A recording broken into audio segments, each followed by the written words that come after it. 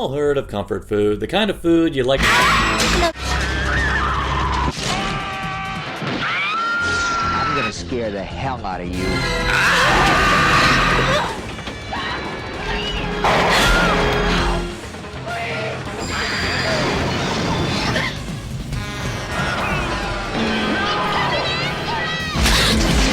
Tracking up.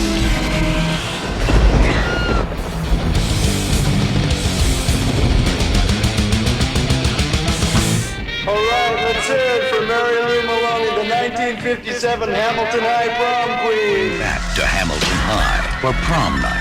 Mary Lou Maloney. Scumbag.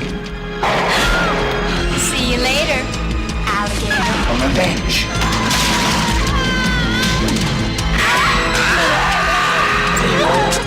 Alligator. She took the key. Hello, Mary Lou. Prom Night II. So we started off with a king, so next up we have to talk about a queen. And frankly, this is a personal opinion of mine, but I definitely know a lot of people who share it. For me, when it comes to queens of horror, no one's more queenlier to me than Mary Lou Maloney. And who is Mary Lou Maloney, you might ask? Mary Lou Maloney is the focal antagonist of the in-name only sequel to the slasher Prom Night. Now, most people know Prom Night as the Jamie Lee Curtis vehicle. It's okay. A lot of people love it. It was just average for me. It was one of those you knew who the killer was at the very beginning, so And it even was if you so didn't, obvious. and even if you didn't know who the killer was, you were like, "Oh, it was that guy." I read R.L. Stine's Prom Night when I was a kid, and that was a better story about murders with prom involved than Prom Night. No offense, like. It wasn't even, like, only that one kill was even decent, so... I mean, exactly. But it did what it did. Whereas some point later, up in Canada, a group wanted to make a horror film called The Haunting of Hamilton High. But of course, and this was actually kind of common practice, I had to do some more research on this, but I know that there were some examples. In order to sell a movie overseas, a lot of times they would associate it with another franchise just for the sake of using name recognition to try to get It's happened. Well, Troll 2, I think, is another prime example. Troll 2, House 3. I would argue Silent Night, Deadly Night 4. One would even say, actually, Zombie, the movie Zombie, in Italy, I believe, was called Dawn of the Dead 2. Yeah, stuff like that, where they associate it. It's that whole in-name only. Yeah. You know. All this talks about the fact that Hello Mary Lou, Prom Night 2, not only do I feel is one of the rare instances where a in-name only sequel that has nothing to do with the first one is not only great, I would even go so far as to say is even better than the original Prom Night. And the thing that makes me sad is that there is still no special edition Blu-ray of this movie. Nothing at all. And it kills me because I know that there's a lot of interesting stories. I'd say the best way to watch it is go to Joe Bob Briggs. Season 1 finale of Last Drive-In was Hello Mary Lou Prom Night 2. The film tells the story of Mary Lou Maloney, who is a sexually liberated woman in the late 50s, who unfortunately, on the night of her prom night, right when she's about to get crowned, a scorned lover ends up accidentally setting her ablaze, and her vengeful spirit ends up haunting. Trapped, basically contained within a trunk. Yeah. With the crown, I think, or something. Like they took all the stuff and put it in the trunk, and that kind of put her spirit in there. Yeah. But the whole thing was that while she was a loose woman, she liked her sex.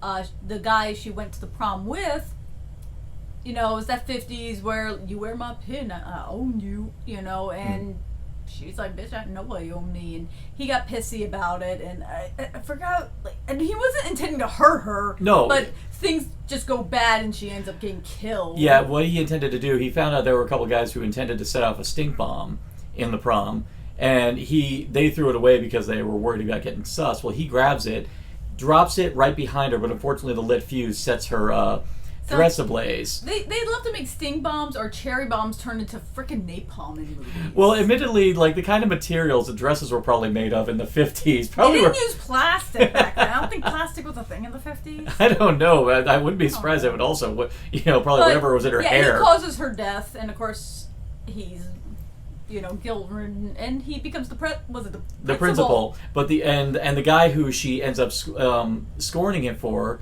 who in high school was a regular fuckboy, out of pure guilt for the fact that he feels partially responsible for it, ends up becoming a priest.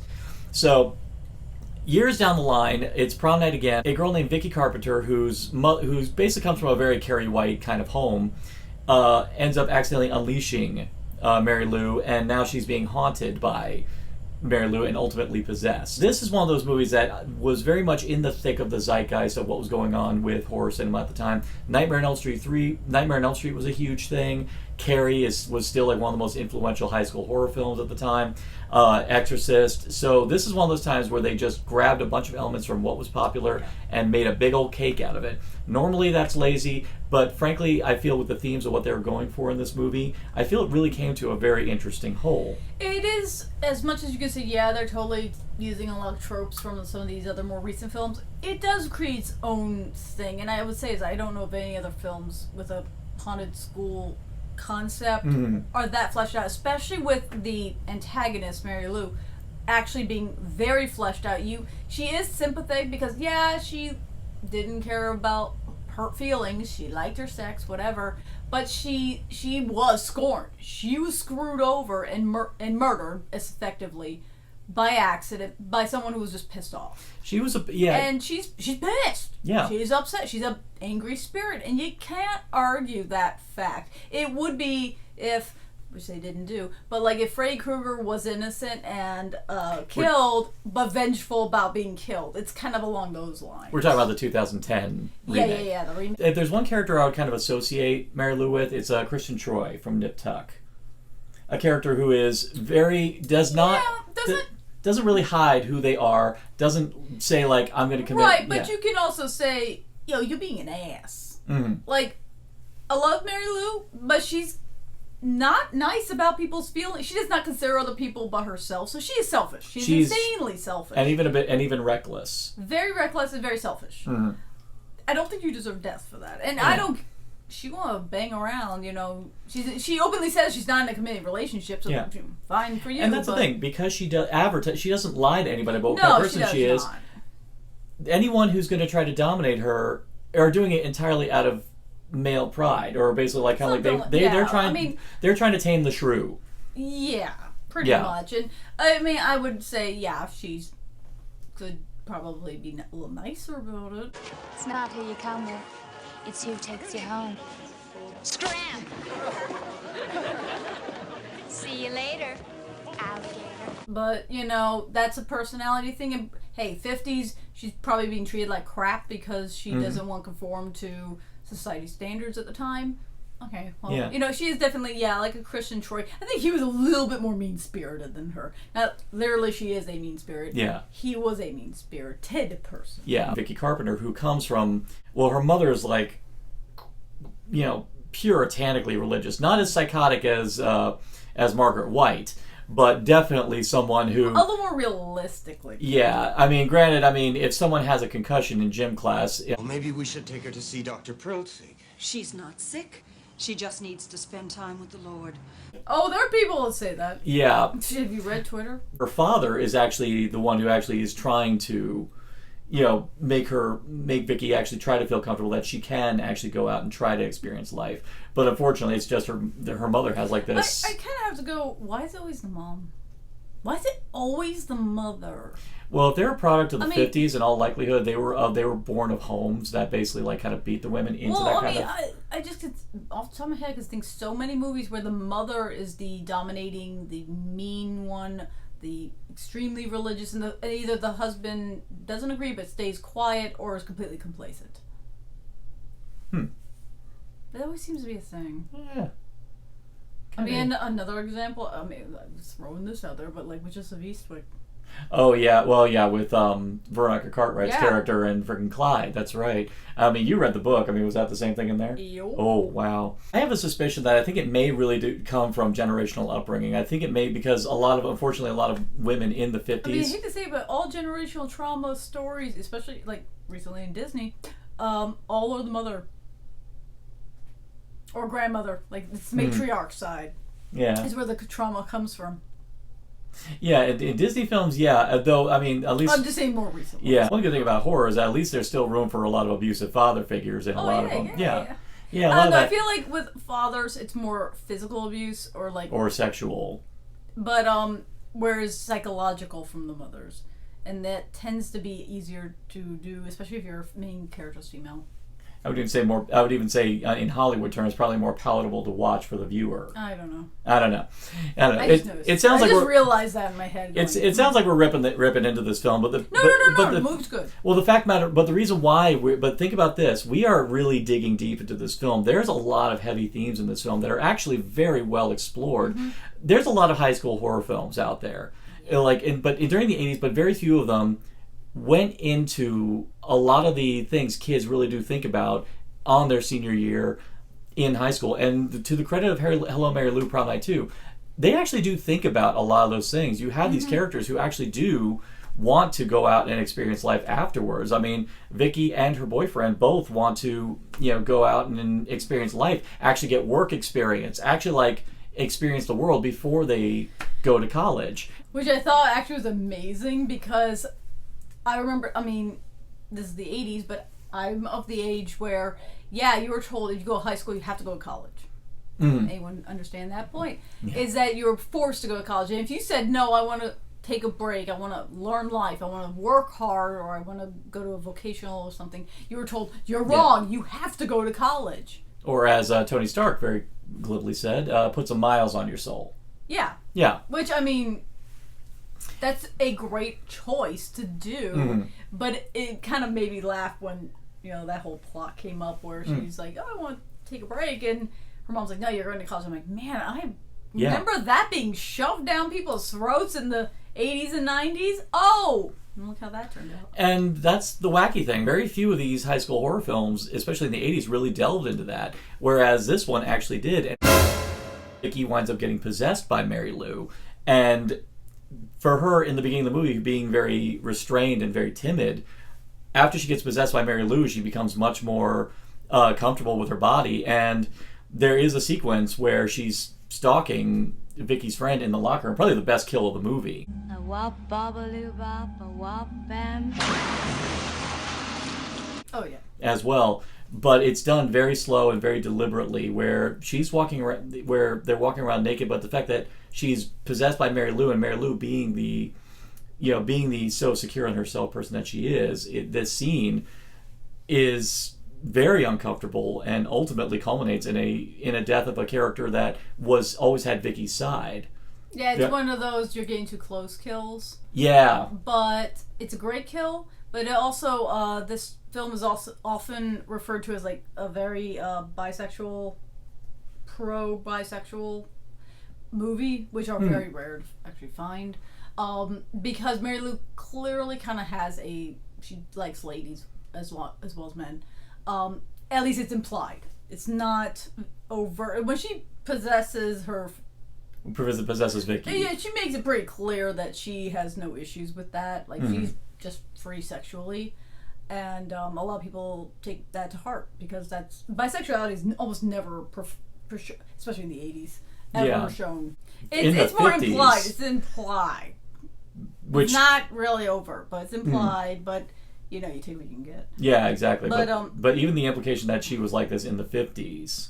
Maybe, yeah. Yeah, is kind of a crazy deal. Or you died and you say fuck it all. Granted, we don't want to say too much about giving away the ending, but that is the one thing I know you have a bit of a issue with. I just feel like it could have been executed a slight bit better. They just imply a tired trope of taming the shrew, basically, which isn't the thing, but I just feel like the execution could have been a little more... Visually, it kind of made it look like... Yeah, they really kind of go with the tropey Hollywood... At least that's what it looks like until the dead end of the movie when it's revealed that... But that also feels tacked on. Yeah, which... It feels super tacked on. That's pretty much normal for most Hollywood horror at that time. Yeah, but there's tacked on as in, Nightmare on Elm Street, where the ending of the car and everything... That's tacked on, but then there's... This was not even set up. That was possible. Freddy not dying, being defeated, that always existed. He's a dream guy. What are you going to do? But this ending, it just felt really tacked on because there was no indication that this could happen. Pretty sure if we talked to the director, I'm pretty sure they would mean it the complete opposite way, where I can tell it means what he's meant to say is that ultimately Michael Ironside... Oh, yes, I forgot to mention Michael Ironside's in this movie, by the way. And And He's still doesn't smile at all, which good. Yeah, no. When he smiles, he's always a villain. Yeah, even in freaking Scanners, when he smiles, he's like, eh. But no, man. Yeah. Highlander 2. Like we said, he becomes the principal, and his rival becomes a priest, and there's a whole arc with those two where they're both dealing with regrets over their role that they played in Mary Lou's demise. And I will say, the priest doesn't fare too well, and it does lead to one of my favorite lines in the movie. There's no God, buddy. And there's no heaven. Heaven. Come on, sister. I'll get it right. And do you know what pissed me off the most? No fucking wings. The end of it, though, from what I can surmise that what they intended to do, the principal tries to shoot her while she's up on stage first. He basically tried to do the same thing he did last time, thinking that would work. I'm assuming what they intended to do was him inevitably surrendering to her and basically letting her, because obviously she wants to possess someone and ultimately live the life that she wanted to live. He's basically surrendering to her, saying, take me instead, but they don't say that. No, they do not imply that on any level. Yeah, the only thing close to it is there's a whole fast sequence where in an Evil Dead fashion, it zooms up to her grave and the grave explodes. And it's like, what does that mean? Yeah, it really, it's not made clear until like the very dead end in that tacked on fashion when it's revealed that Mary Lou possessed the principal. They're playing our song.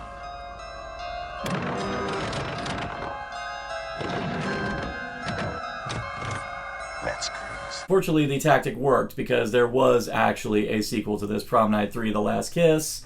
There's only one thing of note about that is the company that produced it and who the people were who produced it. If you're true crime fans, Google that shit.